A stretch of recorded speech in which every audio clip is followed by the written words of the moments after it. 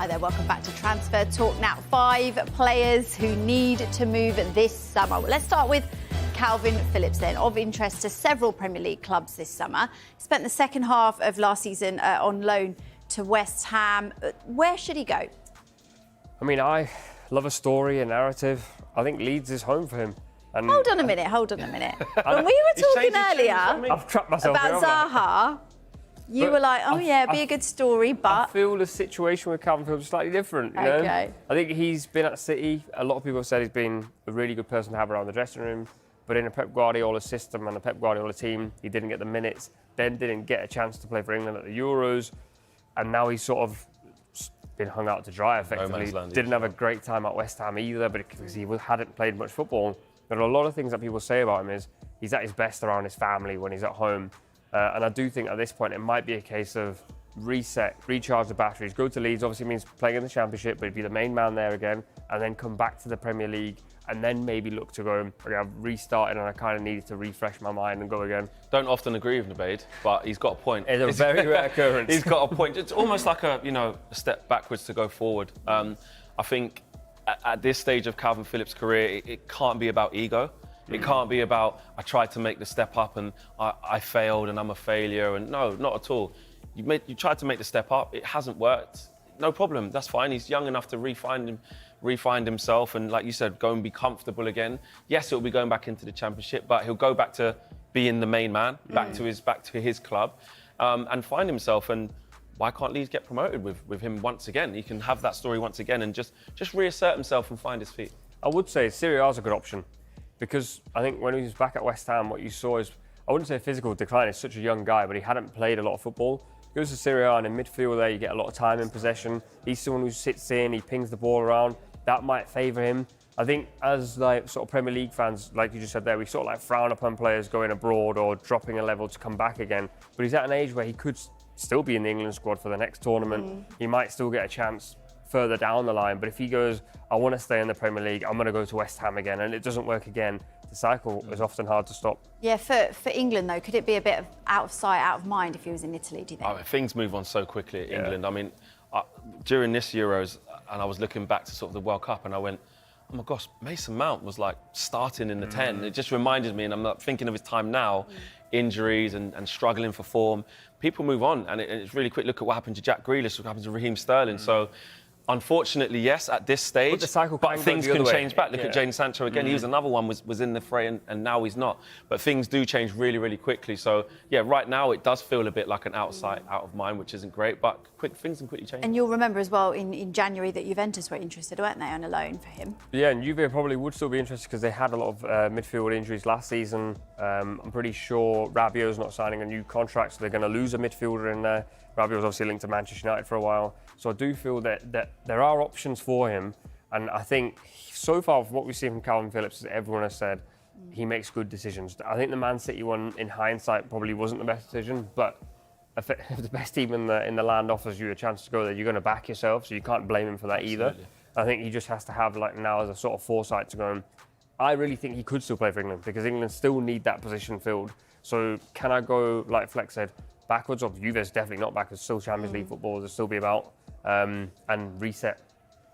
OK, what about Ben Chilwell then? Can you see him fitting into Enzo Maresca's side? It doesn't look like it on face value, does it? I mean, Enzo Maresca really wants possession of the football. He's really driving that, and Chelsea have had teething problems with that in pre-season and really struggled with some of his methods. He likes the inverted fullbacks. He likes them to be really comfortable on the ball.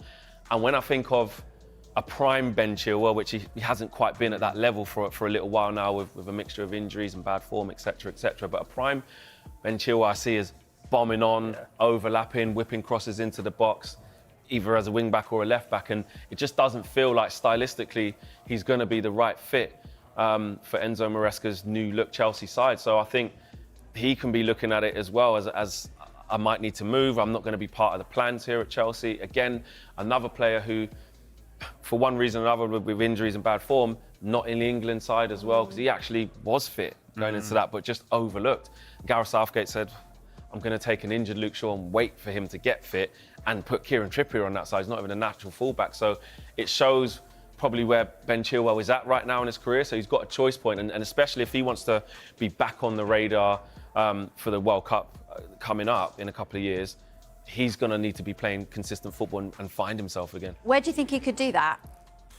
It's tricky because I think he's also someone that is, in my opinion, he's more of a left wing back than a left back. Yeah. And so you have to play for a team that's progressive. I don't think he could go to Everton, for example, because Everton want to sit in.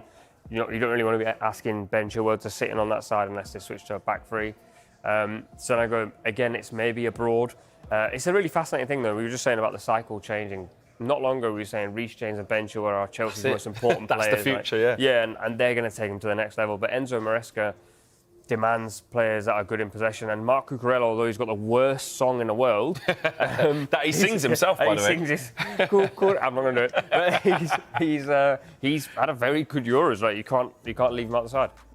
Michael, Tim mentioned it. Manchester United interested in as well. How interested? One of a number of options. We know Manchester United want another midfielder, but it's a longish list. Richard Rios from Palmeiras, Burnley's Sander Berger, who you know very well, Real Sociedad's Martin Zubimendi, and Fiorentina's Sofyan Amrabat, of course, who had a loan spell at Manchester United last season. Didn't go particularly well, really, in the end. Few injury problems. Did pretty well, though, in the FA Cup final. But the interest in PSG's Manuel Ugarte, which we've talked about all summer so far, not at the moment with those prices quoted. Berger's an interesting one, isn't he? Because he came in at Sheffield United. He was a big money signing for them, did really well in his first season, has gone on to Burnley. But if he was to sign for Manchester United, he's very, very close friends with Erling Haaland. So that will be interesting across the city. They are big mates. But yeah, a player that's certainly got a lot of potential and maybe a little bit of untapped potential as well if he was to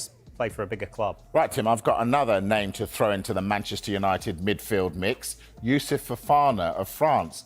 What about this one? Yeah, Manchester United have held initial talks with Monaco over the signing. They're exploring the conditions of a deal for the player. He's a midfielder who went to the World Cup with France. He was part of their squad. He was part of the French squad at the Euros as well. So again, he's got good pedigree. United are looking at a number of options. We've already mentioned another one of those tonight. But yeah, he's into the final year of his contract at Monaco. Again, he looks a good age and he looks to have the kind of profile that Manchester United are targeting in this transfer window. Arsenal gets green light to finalise Mikel Merino transfer as Liverpool warns Zubimendi. Mikel Merino and Martin Zubimendi have both received significant updates regarding their futures amidst strong links to Arsenal and Liverpool. Real Sociedad has notably left Merino out of their latest squad ahead of their final pre-season friendly before the new La Liga season. Arsenal has been closely linked with a move for the Spanish international, but as of now, no official bid has been submitted, according to Football.London. Merino recently returned to La Real's training centre after an extended holiday following his involvement in Spain's European Championship victory. Meanwhile, at Arsenal, Declan Rice and Bukayo Saka, who returned to their respective teams around the same time as Merino, were involved in a friendly against Bayer Leverkusen. Rumours suggest that Merino's absence could be due to ongoing talks with Arsenal, though this hasn't been confirmed yet. Nevertheless, this development hints strongly that the player may have played his last match for the club he's been with for several years. Sociedad's next match after the friendly against Union Berlin is their La Liga opener against Rayo Vallecano. Meanwhile, Martin Zubimendi, who has been linked to Liverpool, was included in the squad, with the Spanish club hopeful he will stay. The key difference between the two situations is that Zubimendi has a €60 million, £51.65 million, release clause that must be paid up front rather than in installments. In contrast, Merino's potential fee is expected to be considerably lower, as the player has just 1 year left on his contract. Arsenal saw Kai Havertz start again in midfield and notch 2 assists in the first half against Leverkusen. He later shifted to a centre-forward position and added the 4th goal of the game, giving Mikel Arteta even more options to consider ahead of the Premier League opener. Merino could be a strong candidate for Arsenal's starting lineup, especially if Havertz moves back to the front three. Merino's left-footed, box-to-box style could suit the role more naturally than his German counterpart. Arsenal's next match is against Lyon on Sunday, and with the Merino saga dragging on, many hope that if he signed, he might be involved. However, as the weekend approaches, this seems increasingly unlikely. Arsenal already has a £60 million alternative to Mikel Merino as 12-month transfer strategy pays off. While the Gunners remain linked to Mikel Merino, they may already have a midfielder capable of excelling in the role. Discussing Kai Havertz's best position might feel like déjà vu for Arsenal fans. Last season, much of the early debate centered around where the German would fit into Arsenal's setup. Mikel Arteta brought Havertz into play as a midfielder, but by the end of the season, he was leading the line as Arsenal's number 9. This shift wasn't part of the original plan, it was born out of necessity. Gabriel Jesus suffered another injury, and with Eddie Nketiah struggling for form, Arteta turned to Havertz to spearhead the attack. It wasn't in the script, but the results were too good for Arteta to ignore. Often, the players decide where they play, Arteta remarked after a 3-0 victory over Brighton in early April. You might have certain ideas, but then you see certain relationships and flows. When it flows, you have to let it go. That's what's happening with Kai at the moment, and he feels very comfortable there. The team is very comfortable with him there, and the rest happens naturally. The proof was in the pudding. In the 14 games Arsenal started with Havertz up front during the final stretch of the season, they scored 35 goals. Havertz himself was involved in 15 of those. Beyond scoring in Arsenal's 2-1 loss to Liverpool in Philadelphia, Havertz was exceptional off the ball, recovering possession multiple times.